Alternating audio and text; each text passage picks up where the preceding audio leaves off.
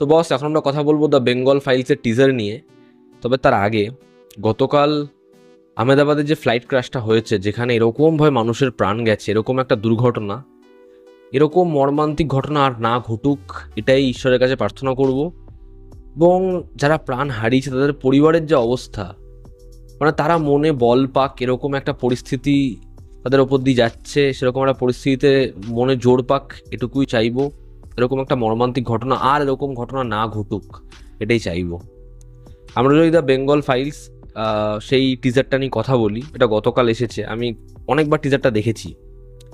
তো এই টিজারটা দেখার পরে আমার যেটা ওপিনিয়ন, যেটা বলার, সেটা আমি বলার আগে একটা কথা বলবো। আমি জানি কমেন্ট বক্সে অনেকে আসবে, তারা এই পার্টি ওই পার্টি দাগিয়ে দেবে, অনেক কিছু বলবে। তো আমি সেক্ষেত্রে বলে রাখি, যখন এখানে অমুক পার্টির একটা ছবি আসে বা সাপোর্ট একটা ছবি আসে, বাঘিনী টাইটেল হয় বা কোনো কিছু, আমার কোনো ইন্টারেস্ট থাকে না সেই ছবি দেখতে। বা আপনারা আমার চ্যানেল থেকে এমন কোনো ভিডিও পাবেন না যেখানে আমি পার্টিকুলার কোনো পার্টির কোনো ছবিকে খুব প্রশংসা করেছি।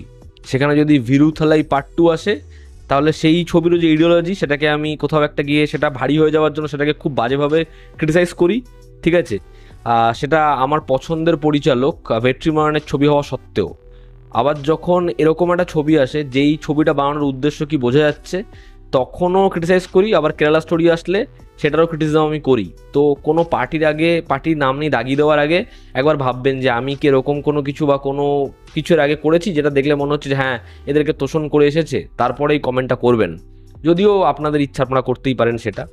এবার বিবেক অগ্নিহোত্রী, তার ছবির যে মেকিং, বা সে একজন, মানে যেহেতু তার নলেজ আছে, তার ছবির মধ্যে কিন্তু একটা ইম্প্যাক্ট সে ফেলতে পারে। তার মেকিং নলেজ কিন্তু ভালো, সে কিন্তু পরিচালক ভালো। কিন্তু এই ছবিটার কি উদ্দেশ্য, এই ছবিটার মোটিভ কি, সেটা কিন্তু পরিষ্কার। এবার যদি এই টিজারটার কথা বলি, তো ইটসেলফ এই টিজারটার মধ্যে এমন অনেকগুলো দিক রয়েছে যেখানে দেখলে বোঝা যাচ্ছে পারফর্মাররা ফাটিয়ে কাজ করবে, ঠিক আছে? যেখানে মিঠুন চক্রবর্তী থেকে শুরু করে, শাশ্বত চট্টোপাধ্যায় থেকে শুরু করে, দর্শন থেকে শুরু করে, বা এখানে সৌরভ দাস, তাকে দেখে তো আমি চমকে গেছি। গোপাল পাঠার চরিত্রে ওরকম এক ঝলক, তার জাস্ট ফ্যাবুলাস। এবং যেরকম ইন্টেন্সিটির সাথে ব্যাকগ্রাউন্ড স্কোরটা গেছে, তো সেগুলো অবশ্যই ভালো। এবং শেষের যে শটটা, সেটা তো ওই যে দুর্গা প্রতিমার কাঠামোটে আগুন জ্বলছে, সেটা নিয়ে তো প্রচুর তর্ক বিতর্ক আলোচনা হবে।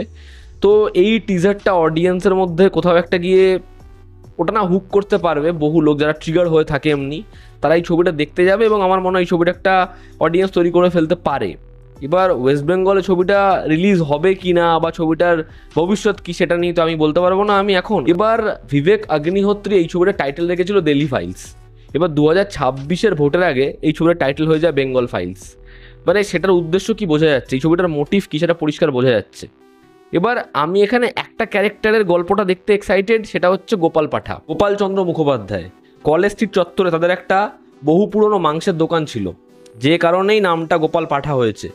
এবং 1946 সালে তার যে কর্তৃত্ব, সেটাই হচ্ছে এই ছবির একটা বড় পার্ট। এবার ভাবুন, 1946 সালের যে দাঙ্গা, ঠিক আছে, সেটার ওপর ভিত্তি করে 2025-এ বাংলার যা সিচুয়েশন, সেটা নিয়ে হচ্ছে একটা ছবি।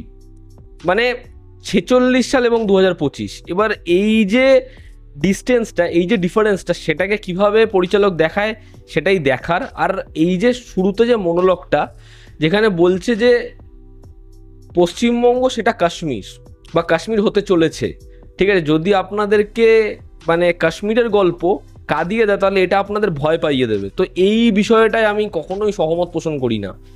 আমাদের এখানে পশ্চিমবঙ্গের পরিস্থিতি কাশ্মীরের মতো হয়ে গেছে, বা কাশ্মীরের মতো হয়ে যাবে, বা এখানে হয়তো সমস্যা রয়েছে, বড় বড় সমস্যা 2-3 জায়গায়।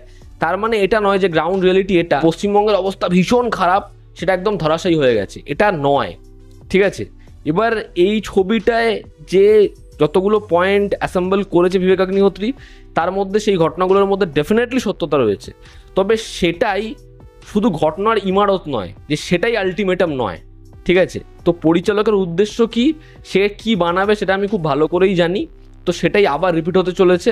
এবং যারা কেরালা স্টোরি থেকে শুরু করে এরকম ধরনের জিনিসপত্র খুব সাপোর্ট করে, বারংবার দেখতে চায়, সেরকম ধরনেরই কাজ দেখতে চায়, তারা এই ছবিটাকে ডেফিনেটলি দেখবে, এগিয়ে রাখবে। তবে এই ছবিটা মেকিং ওয়াইজ ভালো হতে পারে, ঠিক আছে, পারফরমেন্স ওয়াইজ খুব ভালো হতে পারে। তার কারণ অ্যাক্টর ভালো এবং ডিরেক্টরের ক্রাফটের ওপরে একটা দখল আছে, যে কারণে সেটা ভালো হতে পারে। এবার দেখার ছবিটা কেমন হয়। টিজারটাকে যদি আমি মেকিং ওয়াইজ, পারফরমেন্স ওয়াইজ সেটা হিসেবে জাজ করি, তাহলে সেটা ইম্প্যাক্টফুল, সেটা ডেফিনেটলি একটা দিক অবধি আমাদেরকে হুক করতে পারে, সেটা ইন্ট্রিগিং। তো এই যে টিজারটা, সেখানে অ্যাক্টরদের পারফরমেন্স, এর যেরকম মেকিং, যেরকম টোন রাখা হয়েছে, যেরকমভাবে এখানে জিন্না থেকে শুরু করে গান্ধীজিকে দেখানো হচ্ছে, কপাল চাপড়াচ্ছে অনুপম খের ওই পোর্শনটা, মানে সত্যি দারুণ দারুণ। এবং অনুপম খের ফাটিয়ে পারফরমেন্স দেবে, মিঠুন চক্রবর্তী দারুণ পারফরমেন্স দেবে, সৌরভ দাস খেয়ে নেবে, শাশ্বত চট্টোপাধ্যায়, পল্লবী যোশী।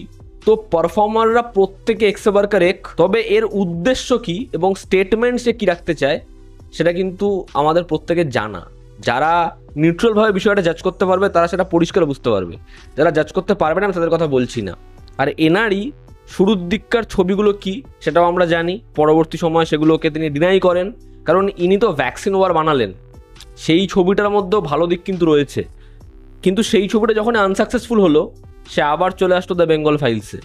এরপর এই ছবিটাও ম্যাসিভ সাকসেস পেলে দেখবেন এরকম ধরনের ফাইলস আসতেই থাকবে। তো সেটা কি উদ্দেশ্যে সেটা পরিষ্কার। তো দেখার ছবিটা কেমন হয়। এই ছিল আমার ওপিনিয়ন এই টিজারটা নিয়ে। আপনাদের কি মতামত কমেন্ট বক্সে জানাবেন। জনতা আমাদের পাশে আছে। আবার দেখা হচ্ছে। Take care.